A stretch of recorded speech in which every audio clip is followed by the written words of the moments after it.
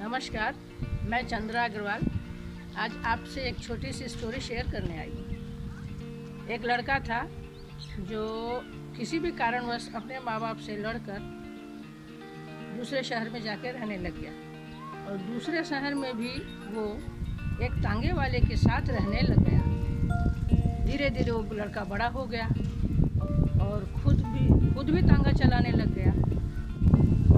एक दिन जब वो तांगा लेके जा रहा था तो एक सज्जन आके उसके तांगे पर बैठ गए। कुछ दूर जाने पर उनको जहाँ उतरना था वो उतर के चले गए। थोड़ी दूर आगे जाने पर तांगे वाले ने देखा कि उसके तांगे में एक बैग रखा हुआ है। उसने उस बैग को खोला, उसमें बहुत सारा रुपया था।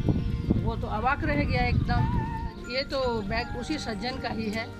लेकिन उसके मन में लालच आ गया तो वो फिर उस बैग को लेके अपने घर चला गया। घर जाने के बाद में उसने बहुत सारी कल्पनाएं की। बहुत सोचा कि मैं इस पैसे से ये करूँगा, वो करूँगा, उसको वापस नहीं करूँगा। लेकिन रात होते होते उसकी अंतरात्मा उसको मना करने लग गई। हम कोई भी गलत काम करते तो हमारी अंतरात्मा एक बार हमें मना करती है। तो उसके मन में आया कि नहीं, मैं ये गलत कर रहा हूँ, सही नहीं है। पता नहीं उस आदमी को इस पैसे की क्या ज़रूरत हो जो वो इस तरह से भूल गया है, तो उसको बहुत परेशानी हो जाएगी। इसी सोच में उसको सुबह हो गई और सुबह उसने निर्णय कर लिया कि नहीं, मैं जाके उस सज्जन को खोज करके उनका रुपया वापस करूँगा। और वो सुबह सुबह तांगा लेकर के शहर में उनको ढूंढने निकल गया। जाते जाते थोड़ी दूर जाते जाते एक तालाब के किनारे उसको वही सज्जन दिखाई दिए। बड़ी उदास मुद्रा में, बहुत दुखी मुद्रा में वहाँ पर बैठे हुए थे। ये लड़का उनके पास गया और हाथ जोड़ के उनकी माफ़ी मांगी और कहा कि महाशय, आपका ये बैग मेरे तांगे में छूट गया था। मेरे मन में एक बार पाप आ गया था, लेकिन बाद में मुझे ये एहसास हुआ कि नहीं, ये गलत है और ये पैसा आपका, पता नहीं आपको किस चीज़ के लिए ज़रूरत है। वो सज्जन उसको देख करके एकदम उनके आंखों में आंसू आ गए।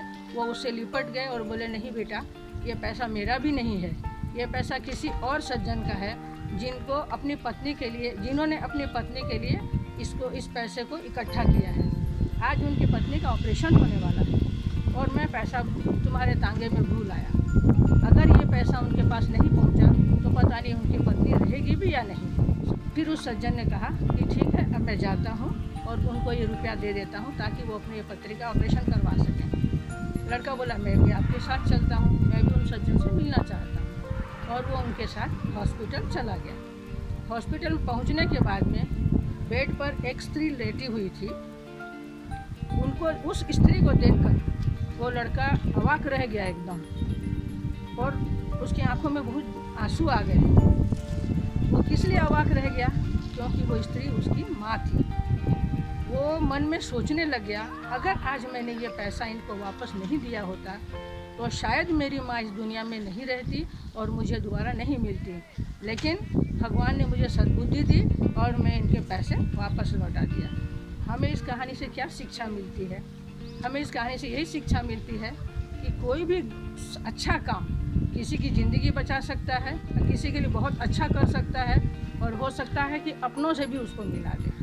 हमें हमेशा अपना जीवन ईमानदारी से ही जीना चाहिए, क्योंकि कभी कभी कोई गलत हरकत या गलत काम किसी की ज़िंदगी ले भी सकता है और किसी की ज़िंदगी को बर्बाद भी कर सकता है, और कभी कभी वो कोई अपना भी हो सकता है।